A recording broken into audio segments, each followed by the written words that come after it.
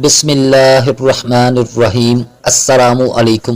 امید ہے پیارے دوستو آپ سب خیر و خیریت سے ہوں گے۔ پیارے دوستو، انسان جہالت، نادانی، ظلم و بربریت، ناانصافی، قدورت و دشمنی، قوم پرستی، بت پرستی، بے افتی اور شراب خوری جیسی دسوں بیماریوں کے طریق بادلوں کی اوٹ میں زندگی گزار رہا تھا۔ خاندانی اور قومی دشمنی کا سلسلہ صدیوں پر حاوی رہتا تھا۔ فخر و مباحات ان کا شیوا بن چکا تھا۔ قتل و غارت گری ان کا پیشہ بنا ہوا تھا۔ گوشت و پوست کے رنگ کو معیار قرار دے کر سیاہ پوستوں کو انسان کے دائرے سے باہر سمجھنا ایک عام سی بات تھی۔ پیارے دوستو، بیٹیوں کو زندہ درگو کرنا غیرت کی علامت بن چکا تھا۔ کسی خاص قبیلے میں پیدا ہونا اس کی نیک بختی یا بدبختی کا پیمانہ قرار پاتا تھا۔ ذات پات کی لعنت میں سب ڈوبے ہوئے تھے۔ دوسروں کے حق پر ڈاکہ مارنا تو روز کا معمول بن چکا تھا۔ بتوں کی پوجا کرنے کو اپنا وظیفہ سمجھتے تھے۔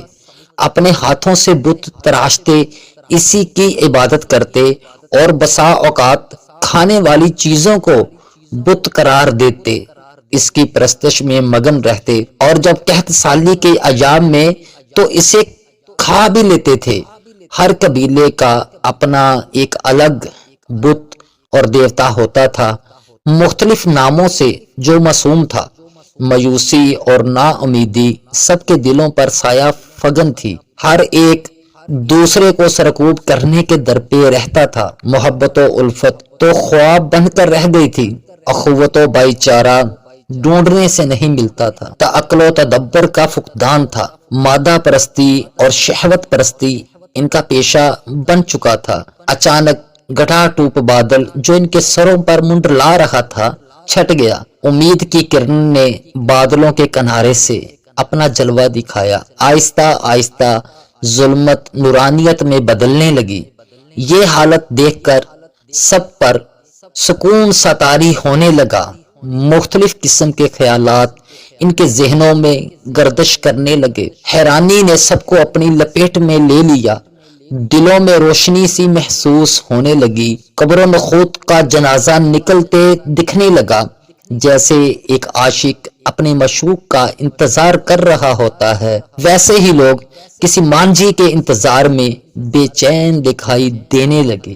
جہالت کی شب و دجور کی گڑیوں نے علم و فضیلت کی روشنی میں اپنی طریقی کو ماند پڑتے دیکھا۔ اتنے میں آسمان رسالت کے مشرق سے رسالت الہی کے آخری علمبردار، منجی عالم بشریت، خلق عظیم کے مالک، تواضع و انکساری کا مجموعہ تام، صادق و امین کا مصادق کامل، سرزمین سخاوت کا ٹھاٹھے مارتا ہوا سمندر، امید بشریت، اصوات تام، کفار و مشرکین کی آنکھوں کا خار، امن و آشتی کا بانی اعظم، محبت و الفت کا عظیم پیکر، مالک کون و مکان کے سفیر خاتم، نور مجسم، رحمت للعالمین و سید المرسلین، منارت ہدایت، صاحب لولاک، حضرت محمد مصطفیٰ صلی اللہ علیہ وسلم، ظلمتوں کے بادل کو چیرتے ہوئے جناب عبداللہ کے دولت سرا میں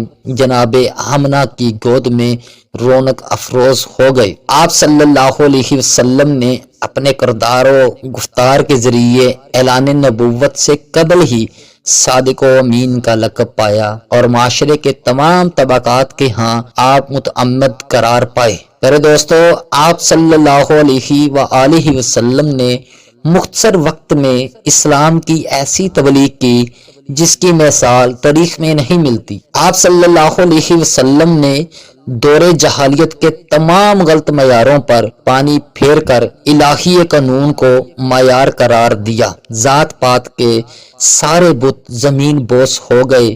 خواتین کو عزت ملنے لگی۔ عزت و بزرگی کا معیار تقویٰ قرار پایا۔ معاشرے میں عدل و انصاف کا سورج طلوع ہونے لگا۔ عرب و عجم کے اختلافات بھائی چارے میں بدل گئے۔ ایثار کا جذبہ ابھرنے لگا۔ اب ان انسانوں میں انسانیت کی بو آنے لگی۔ بے حس و بے جاں بتوں کے پجاریوں کو چھوڑ کر سب ایک خدا کے سامنے سربا سجود ہونے لگے، ایمان کی روشنی سے لوگوں کے دل منور ہونے لگے، کفر و نفاق سے زنگ آلود دلوں پر ایمان نیز و فشانی کر کے ان میں پاکیزگی لائی۔ اللہ اکبر کی صدائیں کائنات کی فضاؤں میں گونجنے لگیں، دیوانے اقتدار پر قابض حکمرانوں کے رونگٹے کھڑے ہو گئے اور وہ افراد سہمے سہمے رہنے لگے۔ خدائی پیغام کے علمبردار نے کلمہ توحید کے اعلان کے ساتھ ہی کیسر و کسرا کے ایوانوں میں لرزہ طاری کر دیا، کفار و مشرکین کی بولی بند ہو گئی۔ محترم ناظرین، 23 سال کی مختصر مدت میں خدا کے اس جامع ترین دین کو دنیا کے کونے کونے تک پہنچا دیا گیا، لوگ گرو در گرو اسلام میں داخل ہونے لگے۔